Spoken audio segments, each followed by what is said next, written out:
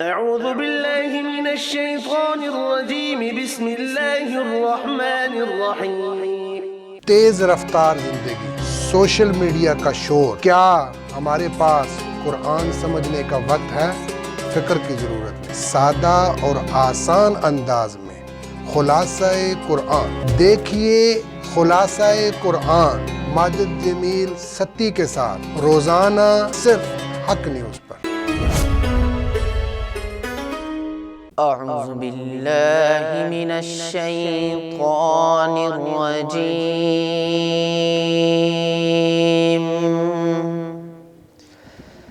بسم اللہ الرحمن الرحیم۔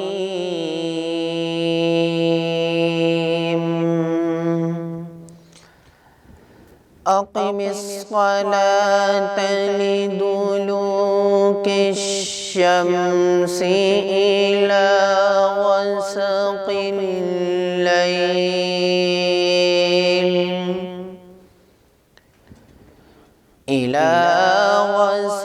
الليل وقرآن الفجر إن قرآن الفجر كان مشهودا ومن الليل فتهجد به نافلة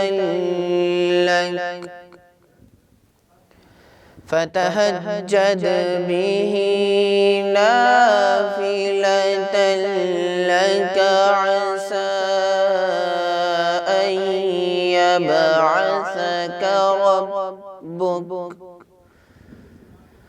عسى أن يبعثك ربك مقاما محمودا وقل رب أدخلني مدخل صدق وأخرجني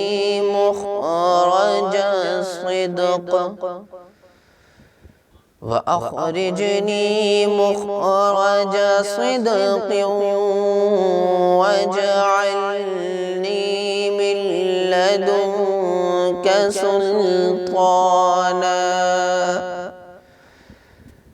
واجعلني من لدنك سلطانا نصيرا وقل جاء الحق وزهق الباطل إن الباطل كان زهوقا وننزل من القرآن ما هو شفاء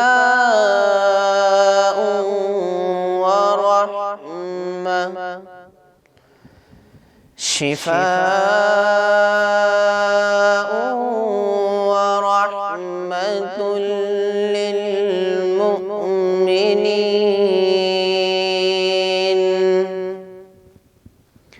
ولا يزيد الظالمين إلا خسارا وإذا أنعمنا على الإنسان أعرض ونأى بجانبه وإذا مسه الشر كان يئوسا قل كل يعمل على شاكلته فربكم أعلم بمن هو أهدى سبيلا آمنت بالله صدق الله العظيم.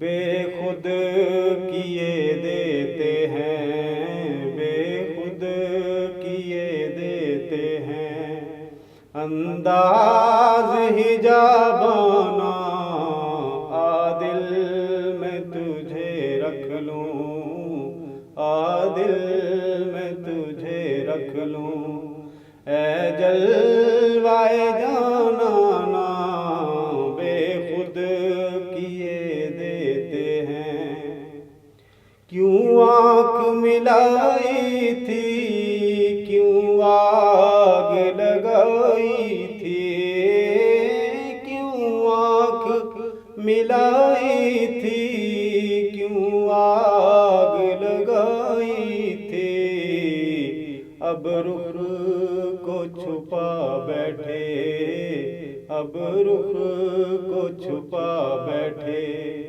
کر کے مجھے دیوانہ بے خود کیے دیتے ہیں، اتنا تو کرم کرنا اے چشم کریمانہ، اتنا تو کرم کرنا اے چشم کریمانہ، جب جان لبوں پر ہو، جب جان لبوں پر ہو، تم سامنے آ جانا بے خود کیے دیتے ہیں، دنیا میں مجھے تو نے جب اپنا بنایا ہے، دنیا میں مجھے تو نے جب اپنا بنایا ہے، محشر میں بھی کہہ دینا، محشر میں بھی کہہ دینا، یہ ہے میرا دیوانہ بے خود کیے دیتے ہیں، جی چاہتا ہے تحفے میں بھیجوں میں انہیں آنکھیں، جی چاہتا ہے تحفے میں بھیجوں میں انہیں آنکھیں، درشن کا تو درشن ہو، درشن کا تو درشن ہو، نذرانے کا نذرانہ بے خود کیے دیتے ہیں، بے دم میری قسمت میں سجدے ہے اسی در کے، بے دم میری قسمت میں سجدے ہیں اسی در کے، چھوٹا ہے نہ چھوٹے گا، چھوٹا ہے نہ چھوٹے گا، سنگے در جانانا بے خود کیے دیتے ہیں، انداز حجابانہ عادل میں تجھے رکھ لوں، عادل میں تجھے رکھ لوں، اے جلوائے جانانا بے خود کیے دیتے ہیں۔ نحمدہ و نصلی علی رسولہ الکریم، اما بعد، فاعوذ باللہ من الشیطان الرجیم، بسم اللہ الرحمن الرحیم، خیرکم من تعلم القرآن وعلمہ،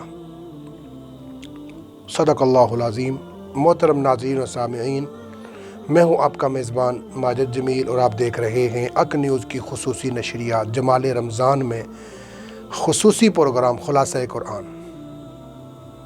ناظرین کرام، آج ہم پارہ نمبر 16 کا خلاصہ جو ہے وہ بیان کریں گے۔ پارہ نمبر 16 جو کہ سورۃ الکہف کا بقیہ حصہ اور سورہ مریم مکمل اور سورہ طٰہٰ مکمل پر مشتمل ہے۔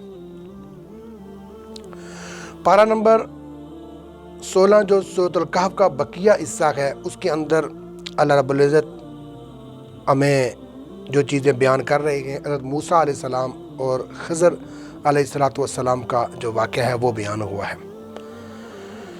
اور دوسرے نمبر پر ذوالقرنین کا واقعہ بیان ہوا ہے کہ اللہ تعالیٰ نے ایک نیک بندے کو بادشاہ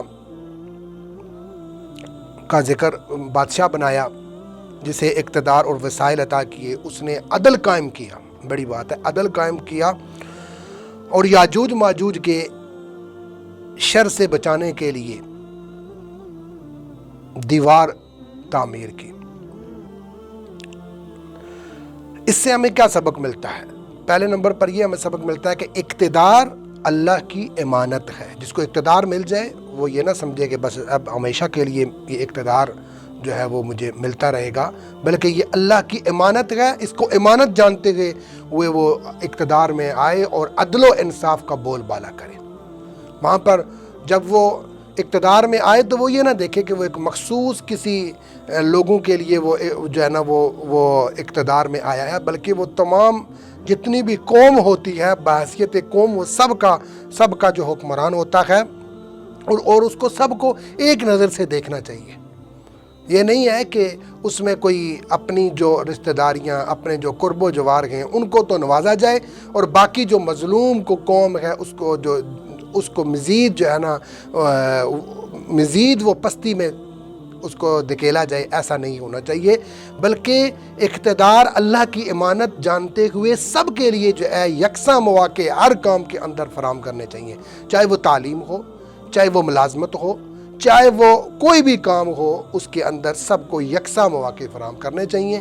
کوئی مالی امداد ہو، کوئی بھی ہو، ایک جو ان کا کرائٹیریا ہے اس کے مطابق جو ہے وہ سب کو رکھنا چاہیے اور سب کچھ کرنا چاہیے۔ عدل و انصاف کا بول بالا ہونا چاہیے۔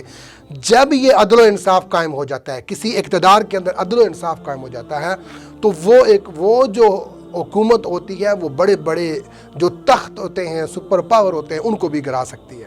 لیکن اگر عدل و انصاف کسی ملک کے اندر نہیں ہوگا، کسی اقتدار کے اندر عدل و انصاف نہیں ہوگا، تو وہ جو حکومت ہے، وہ جو اقتدار ہے، وہ زیادہ تر جو ہے نا وہ قائم نہیں رہ سکتا۔ اقتدار کا قائم رہنا عدل و انصاف کے اوپر جو ہے نا اس کے لیے بہت ضروری ہے۔ عدل و انصاف کے لیے، عدل و انصاف جب ہم کریں گے تو اقتدار ہمارا جو ہے وہ باقی رہ سکتا ہے، اور وہ حقیقی معنوں میں جو اللہ کی امانت کی بات ہوئی ہے، ہم وہ اللہ کی امانت کو پورا کریں گے۔ اس کے بعد سورہ مریم کے اندر حضرت زکریا کی جو دعا ہے کہ اللہ تعالیٰ نے ان کو بڑھاپے میں اولاد سے نوازا، کہ سبق ہمیں یہ ملتا ہے کہ اللہ سے مانگتے رہیں، کبھی جو ہے وہ دعا لازمی قبول ہوتی ہے۔ اور ایک اور چیز کہ دعا مومن کا ہتھیار ہے، ہمیشہ دعا کرتے رہیں۔ اور دعا کے حوالے سے یہ ہے کہ کچھ چیزیں ہوتی ہیں کہ اب بندہ کہتا ہے کہ میری دعا قبول نہیں ہوئی، ایسی بات نہیں ہوتی، دعا ہر قبول ہوتی ہے۔ یہ ہوتا ہے کہ کبھی کبھار اس دعا کی وجہ سے ایک بڑی مصیبت سے بندہ بچ جاتا ہے۔ جب صحابہ کرام کو یہ بتایا گیا دعا کا حوالے سے، تو کہتے ہیں یا تو کوئی بڑی مصیبت جو ہے نا وہ سے ٹل جاتا ہے، یا تو اسی وقت قبول ہو جاتی ہے، یا بڑی مصیبت ٹل جاتی ہے، اور یا پھر اس کا اجر اللہ رب العزت آخرت میں عطا فرماتے ہیں۔ صحابہ کرام کو جب یہ بات پتہ چلی تو انہوں نے کہا اللہ کے رسول، آپ جو ہے نا دعا ہماری اگر اس دنیا کے اندر دعا قبول ہی نہ ہو تو ٹھیک ہے، آخرت میں اس کا اجر ملے، تاکہ ہم آخرت جو نہ ختم ہونے والی زندگی ہے اس کے اندر ہم یہ اجر پا لیں۔ تو دعا یہ مومن کا ہتھیار ہے، ہمیشہ دعا کرنی چاہیے، اور مایوسی کبھی نہیں ہونی چاہیے، نا امیدی کبھی نہیں ہونی چاہیے، ہمیشہ اس امید کے ساتھ کہ اللہ ہماری ہر بات کو سنتا ہے۔ وَإِذَا سَأَلَكَ عِبَادِي عَنِّي فَإِنِّي قَرِيبٌ، ہم جو بھی سوال کرتے ہیں اللہ رب العزت جو ہے نا ہم منہ سے نکالتے نہیں ہیں، دل میں رکھتے ہیں، وہ بھی اللہ تعالیٰ جانتا ہے۔ اس لیے اپنے رب سے امید رکھتے ہوئے دعا کرنا، دعا جو ہے یہ مومن کا ہتھیار ہے، اس کو کبھی نہ چھوڑیں۔ ہمیشہ اپنی دعائیں وہ جو ہے لازمی طور پر اپنی دعا مانگیں، نا امید کبھی نہ ہو۔ اور حضرت زکریہ علیہ السلام کے جو بڑھاپے میں اولاد ہوئی، اس سے یہ ہوا کہ اللہ تعالی ہر چیز کے اوپر قادر ہے اور پاک دامنی اور بھروسہ عظمت کا سبب ہے۔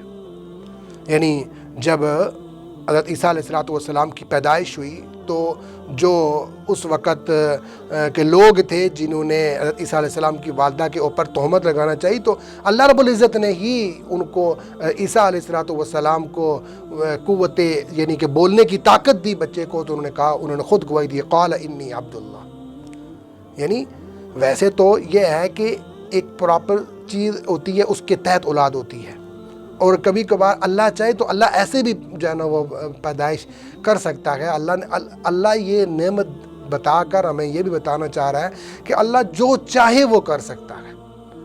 ہمیں اللہ پہ اوپر کامل طور پر اللہ کے اوپر ہمیں کیا کرنا چاہیے؟ بھروسہ رکھنا چاہیے۔ اس کے بعد دیگر انبیاء کا تذکرہ اس سورہ مریم کے اندر جو ہے وہ آیا ہے۔ اس میں حضرت ابراہیم علیہ السلام کا، حضرت اسحاق علیہ السلام کا، حضرت یعقوب علیہ السلام کا، اور اس کے ساتھ حضرت اسماعیل علیہ السلام کا۔ یہ سب اللہ کے برگزیدہ بندے تھے جن کی زندگی اطاعت اور عبادت سے بری ہوئی تھی۔ اور پارہ نمبر 16 کے اندر اللہ رب العزت پھر آگے سورۃ طٰہٰ شروع ہو جاتی ہے، اس کے اندر اللہ رب العزت جو ہے حضرت موسیٰ علیہ السلام کا تذکرہ بھی کرتے ہیں۔ موسیٰ علیہ السلام کا تذکرہ، پھر آگے علم کے لیے دعا، قال رب اشرح لی صدری ویسر لی امری واحلل عقدۃ من لسانی، اور پھر حضرت ہارون علیہ السلام کا جو موسیٰ علیہ السلام کے ساتھ انہوں نے ساتھ دیا دین کی دعوت کی، ان کا تذکرہ بھی اس میں آتا ہے۔ اور اس کے ساتھ ساتھ اللہ رب العزت ایک اور بات بھی آخری رکوع کے اندر فرماتے ہیں کہ آج جو ہم سب پریشان ہیں، کس وجہ سے؟ کہ معاشی بدحالی ہے جی، معاشی تنگی ہے، اس کے پیچھے کیا بات ہے؟ اللہ کا قرآن یہ کہتا ہے سورۃ طٰہٰ کے جو ہے نا یہ جو 16 سپارہ ہے، اس کے جو ہے نا سیکنڈ لاسٹ پیج کے اندر اللہ رب العزت ارشاد فرماتے ہیں، سیکنڈ لاسٹ رکوع کے اندر اللہ رب العزت کیا فرماتے ہیں؟ من اعرض عن ذکری فإن له معیشۃ ضنکا۔ کیا مطلب؟ کہ جب ہم اللہ کے ذکر سے اعراض کریں گے، اللہ کا ذکر چھوڑیں گے، تو اللہ رب العزت کا یہ اعلان ہے کہ میں پھر کیا کر دوں گا؟ میں تمہاری معیشت کو تنگ کر دوں گا۔ آج جو افراتفری کا عالم ہے، اس کے پیچھے بات یہی ہے کہ ہم نے اللہ کے ذکر کو چھوڑ دیا، ہم مخلوق کو ذکر زیادہ کرتے ہیں، ہم نے اللہ پر یقین چھوڑ دیا، اللہ پر بھروسہ ہمارا جو ہے وہ ختم ہو گیا اور کمزور ہو گیا، ہمارے ایمان کی کمزوری ہو گئی۔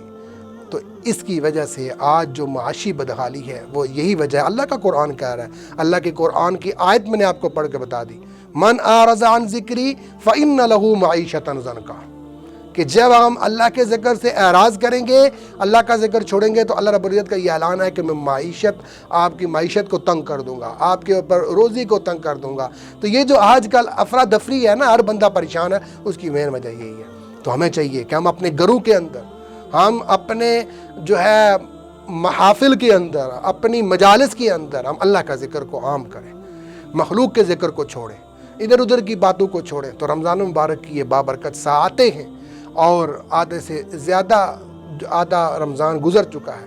اب جو باقیہ رمضان رہ گیا، اس کے اندر جو ہے نا زیادہ سے زیادہ اللہ کا ذکر کریں، اللہ کو راضی کریں، اور اللہ کے سب سے بڑا ذکر اللہ کا قرآن ہے، اللہ کے قرآن کی تلاوت کریں۔ اور اگر تلاوت آپ کو نہیں آتی تو اس کے لیے قرآن کی تلاوت کے لیے کوئی وقت، کوئی عمر جو ہے نا باقاعدہ اس کی لمٹ نہیں ہے۔ آپ بوڑھے ہو گئے ہیں، آپ جو بھی ہیں، ہمت کر کے سیکھنے کی طرف آئیں، اور جو آپ کو سکھانے والے ہیں ان سے باقاعدہ ادب کے ساتھ سیکھیں، انشاءاللہ آپ کو وہ سکھائیں گے، اور یہ سیکھ کر آگے دوسروں تک پہنچائیں۔ اللہ رب العزت سے دعا ہے کہ اللہ رب العزت مجھے، آپ کو، ہم سب کو قرآن و سنت کے مطابق زندگی گزارنے کی توفیق عطا فرمائے۔ وآخر دعوانا ان الحمدللہ رب العالمین۔